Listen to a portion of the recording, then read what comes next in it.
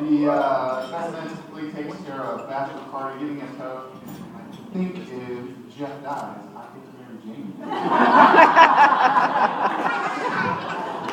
want to share a couple stories. It won't be really long, hopefully 5 to 10 minutes. I want to share some stories about Jeff and Jamie. Hopefully they'll be funny, if not, just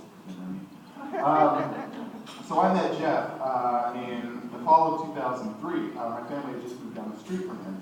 And I was in Boy Scouts, and I was selling door to door, as Boy Scouts do. And I came to the door of the Catons. And it was Mrs. Caton that, in fact, answered the door. And the thing about Mrs. Caton is that even once she gets to know you, even if it's only 3 minutes and all she knows is that you live down the street and are a Boy Scout, she wants to immediately take you into your life and make you her child. Oh, Nate, you're in Boy Scouts too? Oh, so is Jeff. We have a trampoline. Come over anytime. You can jump on the trampoline. We're actually having dinner right now. If you want some, it's lasagna. But if you don't want lasagna, I'll run out and get you whatever you want. You can see the jokes about Jeff won't mind. Nate, I'm going to Anyway, so when I got that I was a Boy Scout, she came and told me that, oh yeah, my son Jeff. In fact, all the Caton boys were Boy Scouts, and she had him come to the door. And I'll never forget the first moment that I locked eyes, like we are now. I'll never forget the first moment because when you're a Boy Scout, you're about 40 by the age of 12. And my troop was, typically Boy Scouts will sell popcorn, Girl Scouts cookies, Boy Scouts popcorn. But my troop sold batteries, which is a 12-year-old I'm so prepared to sell to adults. And anyway, so when we locked eyes for the first time, it was the look that only hardened criminals and alcoholics birthday clowns share. The one of utter devastation and disappointment. I'm 12 years old, I'm selling batteries door to door in my free time. Where did I go wrong? But I have tons of stories like that. That's how we met. And we became friends over the intervening years. That was when I was, I guess, entering 7th grade. You were in 6th grade. But we didn't become really good friends until probably the next year or so. And then I want to fast forward to the time when Jeff and Jamie started going out. And I was a senior and you were a junior, correct? And the change in Jeff was immediate. You know, and as Megan said, couples do different things once they're in love. Their reactions, their interactions with each other change. Take, for example, that whenever Jeff answers the phone, you get the monotone, hello? Only if it's Jamie, it goes up about 5 octaves. Hi!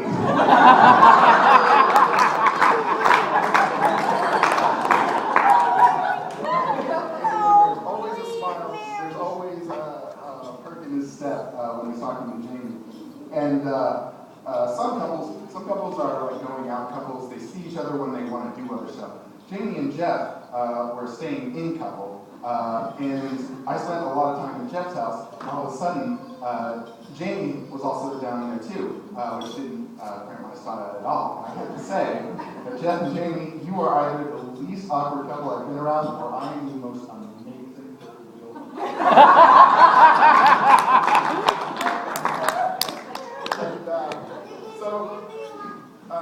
and another thing that couples do is sometimes they give each other pet names.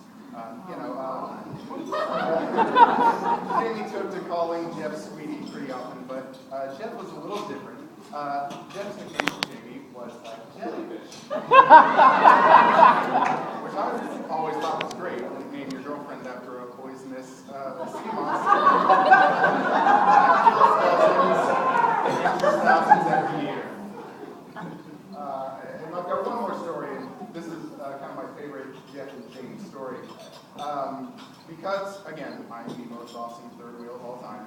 We're coming back, it was the 3 of us coming back back from the movie. And to give you a visual, we come to, for those of you that live in the Dallas area, we're at the corner of Hoyt and Belmont. So Jeff's in the driver's seat, Jamie passenger side, me back seat right side. And because that intersection in particular, there's a lot of oncoming traffic, and it's the visibility is really difficult.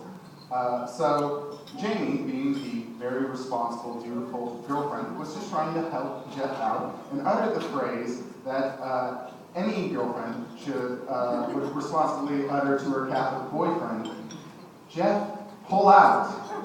At which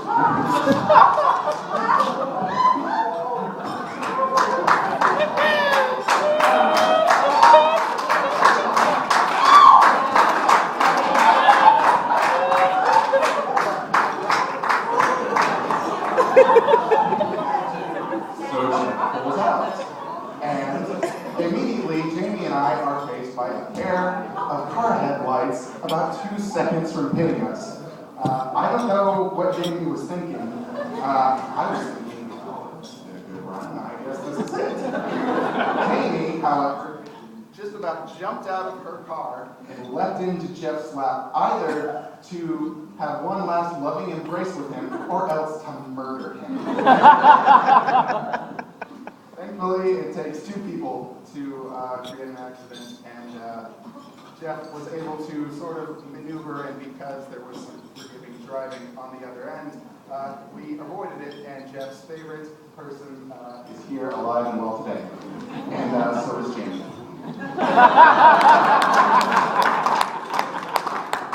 And now, I'd like you all to grab your glasses. Jeff and Jamie, there are few couples that so often love each other as consistently and unselfishly as you two. It's been a blessing and a privilege to be a part of your lives. Today, we start a new life together. I hope it's filled with love and happiness, not only to yourselves, but also to those of us lucky enough to call you our friends. Jeff and Jamie.